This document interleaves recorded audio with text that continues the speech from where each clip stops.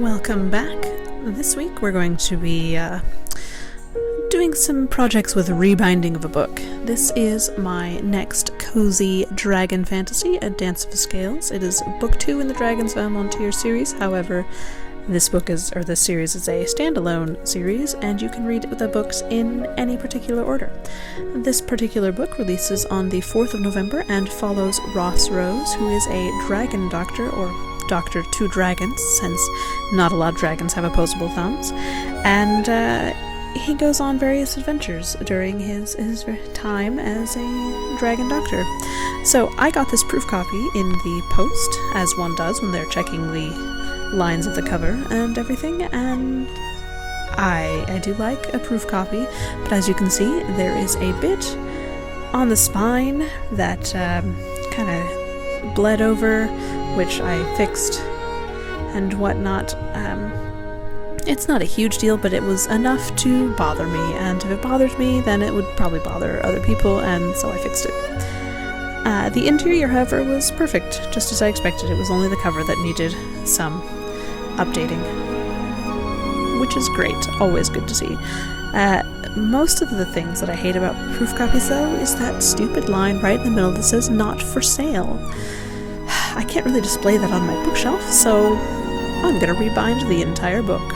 The interior is perfectly acceptable, and we're just gonna give it a new exterior, which of course starts with my least favorite part of the entire project, that is tearing off the cover. It's very satisfying once it's done, but oof, tearing it off, always a pain. Putting down my cutting mat, since I will be cutting papers and things, and pulling out the paper I picked for my end paper design. It's just kind of a fun little geometric, florally type thing. I'm going to go ahead and measure my book to make sure I cut everything, end papers and chipboard and that sort of thing, making sure it's all correct. And then we'll get on with the binding. So I was a little bit foolish in the process of cutting my end papers. I didn't actually check the grain of the paper, the grain direction, so I cut it down one way and didn't realize that I probably should have cut it the other direction. And now thankfully these end papers were large enough that I could just turn it and cut it the proper way. But if I had bothered to check the grain direction of the paper, which is to say the way that it folds the easiest when you kind of fold it and bounce it in half, as you'll see me do in just a moment. If I had bothered to check that, then I would have been in better shape for cutting this, and it turns out I did the same mistake on both end papers when I cut them. So, whoops. That's alright. The paper was big enough, I could just cut it down again.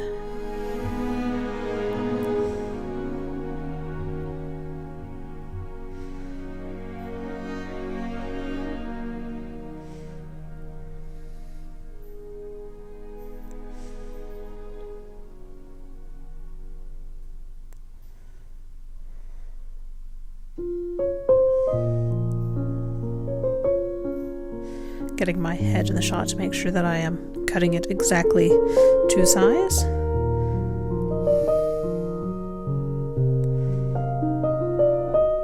I have a paper cutter, but it was in a different room and I didn't feel like moving it for just one set of end papers. Then just fold those in half and figure out which side I want to be up versus down.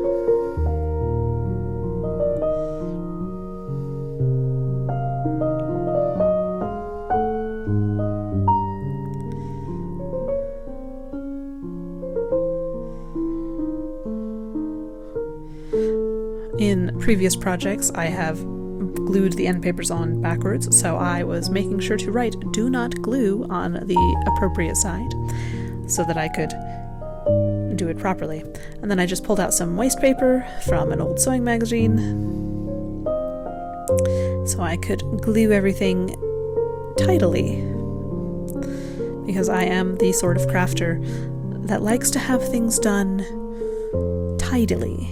It matters to me, and I clean up after every step of the process, which perhaps makes it take longer, but it soothes my brain just a bit. Then I glued those on to the very edge, put some heavy chipboard on it, and went off to lunch.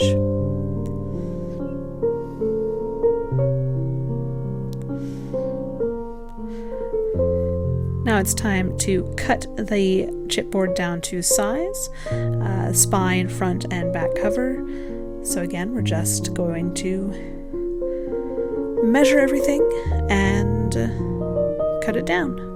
Again, I have tools that I could have done this with that would have been faster and better, but no, I was lazy and didn't want to actually go into the other room. And so this is sped up 600%, by the way. This took far too long to cut this down. Well, work smarter, not harder.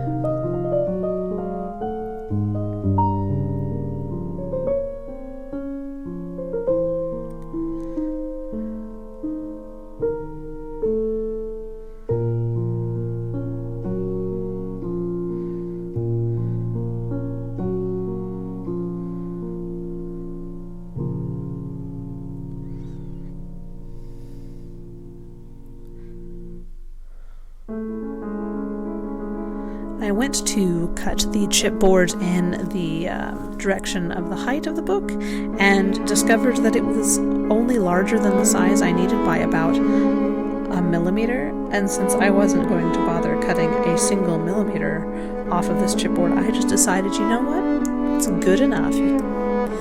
So it works pretty well size-wise, and I will accept it. Alright, now that I have all of my cover pieces cut, it's time to get to the book cloth. This is just a nice brown book cloth. A lot of the colors on the illustrated cover are warm coppers and browns and purples and that sort of a thing, and I happen to have this lovely warm brown book cloth that was the right size, so I just decided to use that. I'm spacing everything out, putting a centimeter spacer in between the cover and spine.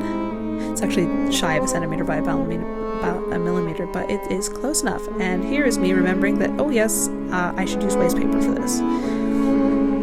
Finally, I learn.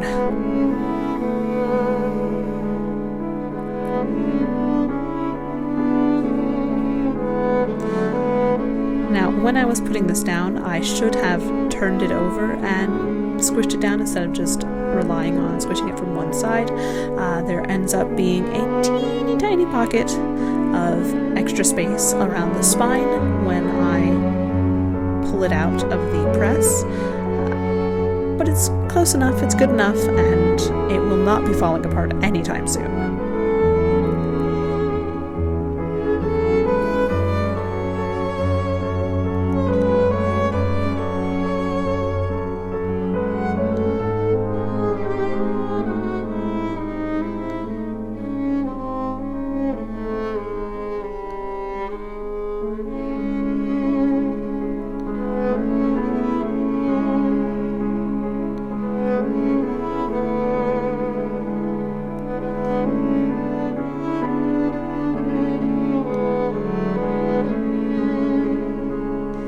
Now I'm just clipping the corners so that they miter nicely when I fold the edges in. Cutting one extra side down to size just a little bit.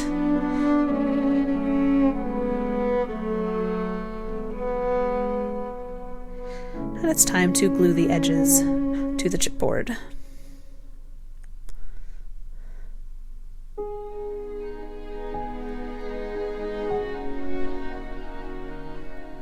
Again, me remembering that yes, I have waste paper. It's a thing I can use.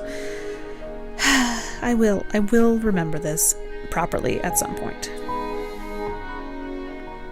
You can see there a couple of the bubbles that I left with not gluing the chipboard down to the book cloth properly.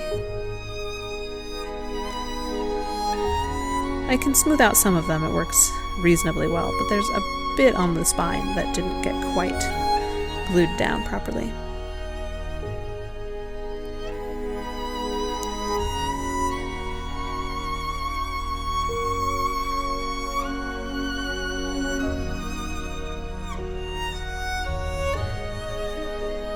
I'm just going in and mitering those corners so that it turns over nicely.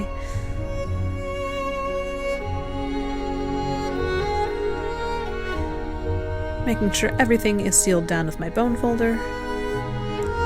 Cleaning up excess glue. And then putting some weight on it so it can dry. Now I'm going in and messing with the spine of the book block, the text block. What I'm doing is I'm adding headbands to this, as well as mull and a bit of cardstock. It's actually the same paper as the end paper in this instance, but you can use cardstock as a spine stiffener. I'm using this nice copper brown for my headbands, and I like it quite a lot.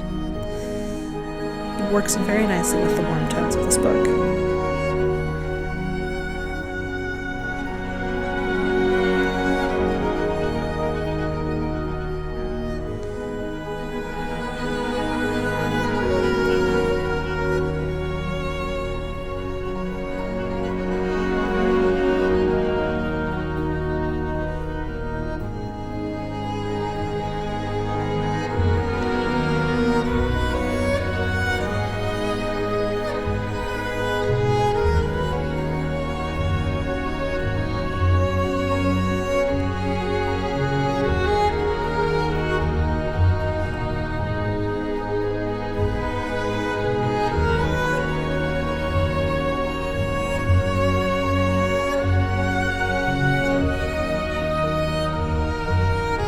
This is just mull. It adds extra strength to the spine, kind of holds everything together. Now I'm going in with my Cricut. I'm cutting out the design on the foil. Hello. Turns out I should have not cut it shiny side up. It should be cut shiny side down, so I had to go in and redo all of this. Because when you cut it shiny side up, as you will see in just a moment, you're cutting into the plastic, the sticky transfer tape plastic, as opposed to the foil, and it doesn't work. You can't iron it on, you can't peel it away, it just doesn't work, as I discover.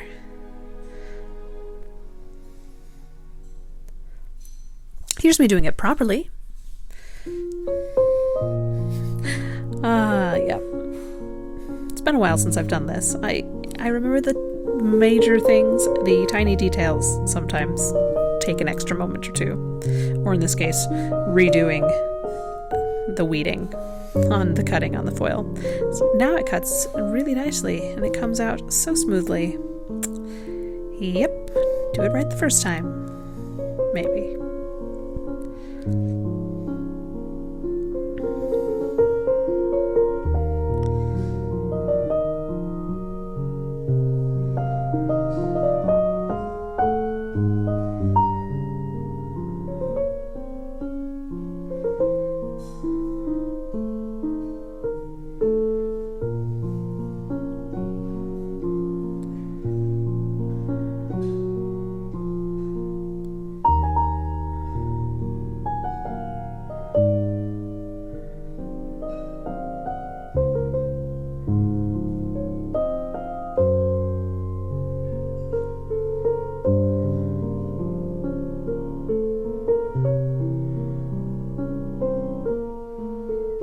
Was it very fiddly to do all these little details on the dragon and the text?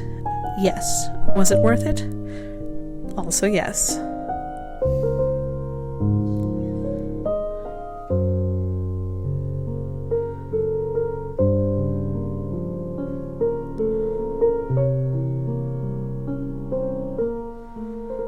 So I have pulled the text block and the cover out from all of the weights, and now it's time to put on the decoration. This is just iron-on foil transfer that I do with my Cricut, and just stick it down. And I have the teeny tiny Cricut iron, but you can use a regular iron for this as long as there is no steam coming out, and you just press for a decent amount of time. I'd say about 30 seconds with each section overall.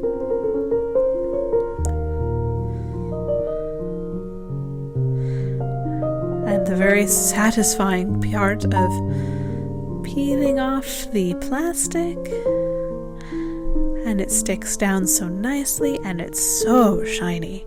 So shiny. It's very satisfying.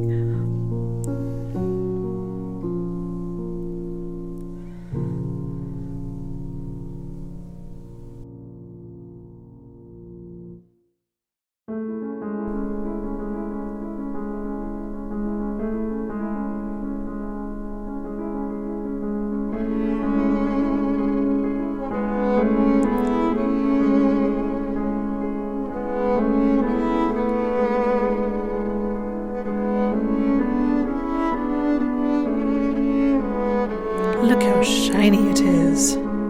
And now we get to glue in the text block, which is very satisfying. Putting in some wax paper to protect the actual pages from the glue, just in case. Probably not necessary, but good idea.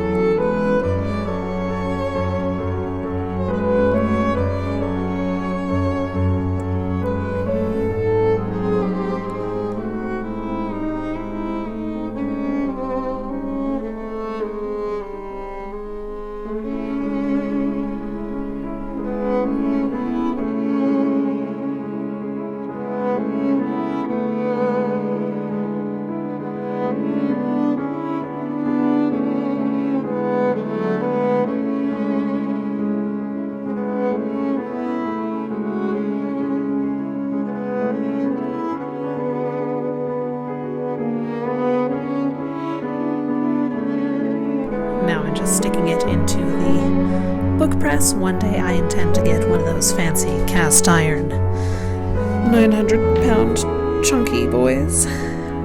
But for now, this'll work. Some hard plastic and some bolts. Everything just slides in and tightens down, and then we just let it dry.